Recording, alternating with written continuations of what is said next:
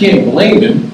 You know what I'm saying? But it is ironic that the team he was originally drafted with, and he's ran around the NBA, he's been on 3 or 4 different teams already, trying to get back to the NBA Finals, and then, ironically enough, the team that drafted him wins the NBA Finals. So I don't necessarily blame him for leaving because OKC wasn't going anywhere fast at that time.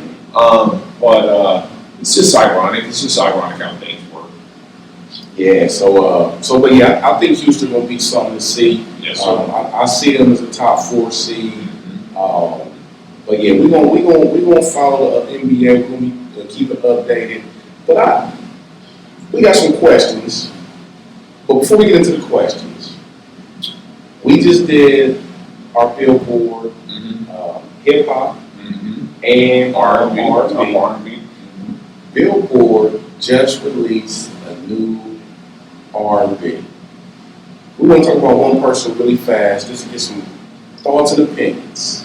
But according to Billboard.com, R. Kelly ranks number 9 as the Billboard's 75 best R&B singer of all time. R. Kelly. What you think? I haven't seen the list, so I can't. I will say though, I like R. Kelly. I know he's got his detractors. I know his faults. I know he's been through his thing. I get it. And I'm not saying I like R. Kelly, the individual, because I don't know R. Kelly, the individual. But R. Kelly, the artist, I'm rocking with him. Yeah, you know what I'm saying? Dude is a great artist. So, number 9 might seem maybe a little high. I have to see the list to be able to really speak from a point of view of knowledge. But it seems believable. But I could see more top 15 all time. But it could be believable. He's a good songwriter. He brought other people into the industry. He's got just some incredible songs. His songs are songs that last through time. That they've been able to last through time. His music is great. So I'm not mad at it. You know what I'm saying? I'm not mad at it at all. Yeah, and I'm gonna say this really quick. I'm gonna make a statement because we're gonna come back and we're gonna go over this list, the whole list, but we're just gonna highlight R. Kelly because of the controversy. We see this happen a lot. A person, especially in the music industry and athletes, you see it the most. Great artist, great athlete, but if they commit a crime, does that truly take away from their talent? Or just their perception? It's just a perception. It's like OJ. Yeah. How great of a football player was OJ Simpson? Heisman Trophy winner, NFL rushing leader, all-time rushing record for a year until that was broken by Eric Dickerson, which OJ did in 14 games. Dickerson did it in 16. But after the trial, you can detract from OJ the individual. That you can't take anything away from what he did on that field. That you can't take away. And the same thing with R. Kelly. You can't take away with all the great songs and the great music that he was able to write and produce, and the artists he was able to bring out, and all the things he was able to do as an artist, as an individual, as a man. Yeah, there's criticism there, but to me, it doesn't take away. I mean, it doesn't take away anything he's done as an artist. Does it take away what Michael Jackson did? Because he was under the scandal of whatever they were saying about him. And not for me. When I put on Michael Jackson music, when I hear R. Kelly music, I don't think anything about that. I'm rocking them. ABC and Step in the Name of Love and all that. That's you know what I'm saying. I'm rocking with that. I'm not rocking with the individual who. What his own personal problem did. It's like going back to what we talked about originally. You know what I'm saying? With Comey and Trump and Letitia James and all that. Everybody's got issues. Those who not, I don't hold it against them. All right. We're going to come back and talk about the Billboard's top 75 R&B singers of all time. Now, before we start to wrap up, we always try to answer different questions. We got some random questions, just some general questions that we usually get throughout. And a lot of times it'd be the local randomest topic, and somebody asks a question, they don't even go with the topic, but we try to answer, and like I said, all comments, feedback are appreciated. All views and opinions are appreciated. We can agree to disagree, but here we go. First question. How has cancel culture evolved in 2025? I got a question. When does and how has cancel culture superseded freedom of speech? Absolutely. You know, I believe this really started around the 2000s. I think this started, especially, I don't want to say it, but I think this started around the first time Trump ran and ran again. It started around that time because it was the whole thing. Well, if you agree with this group of set, if you agree with this type of opinion or with this political party, we're going to cancel you. You're not going to be accepted into our culture or whatever.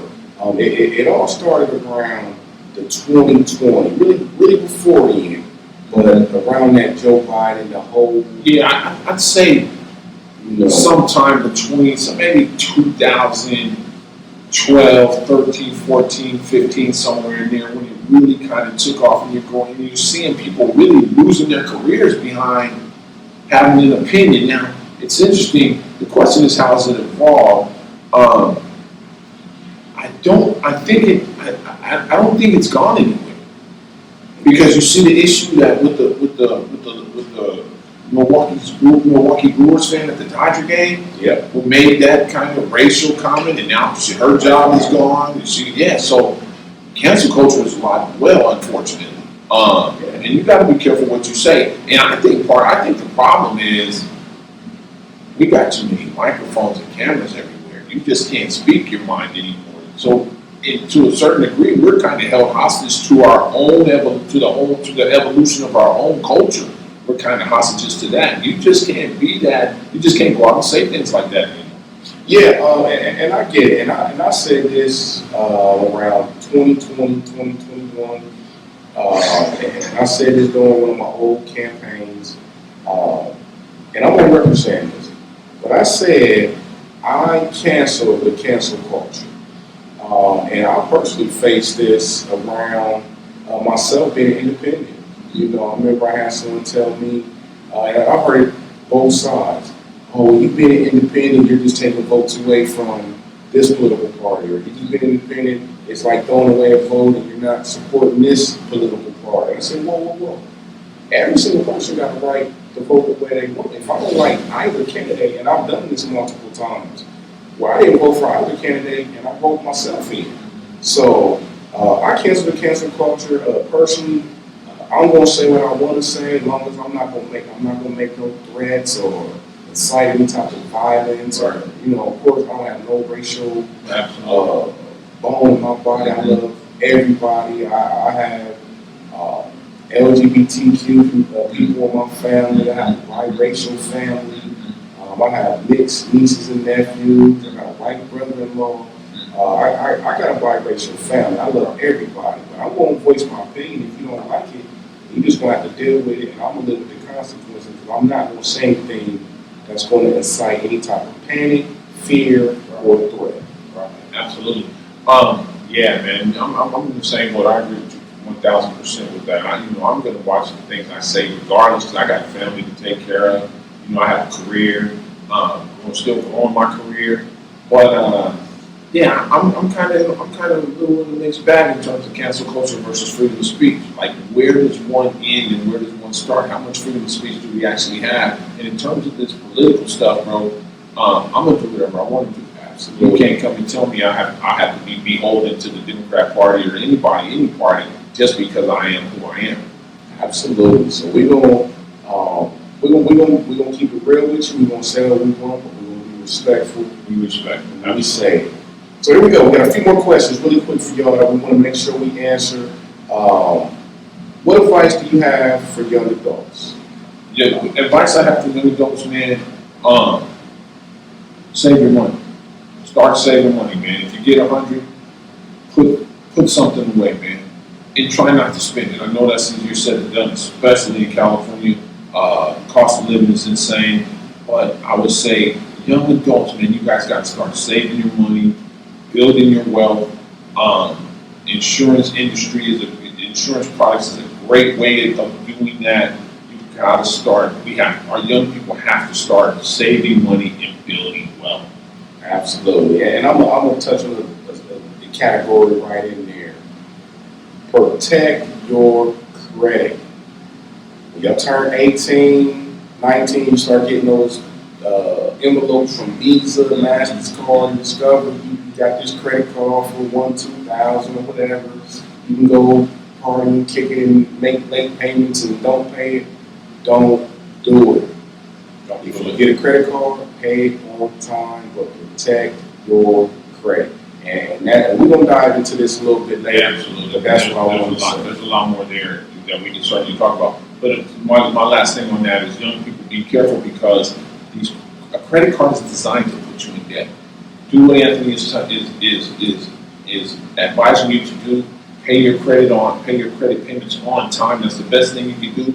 But look at those interest rates, because I've gotten some in the mail that's starting at like 18.99%, and it goes almost up to 30%, which is insane. We can talk about that more later, but be careful with your credit. Absolutely. Here we go. Last question. Is college still the way to go, or should people get a skilled trade? And let me answer this one. I was just at an education forum just last week, and we had a whole bunch of skilled trades out. I believe it depends on the person. It depends on the person. I'm a big advocate for college first, but I do believe it got to be student driven, not parent and teacher driven. Like, yeah, baby, I want you to go to college. The student got to want to go because they got to put in the work.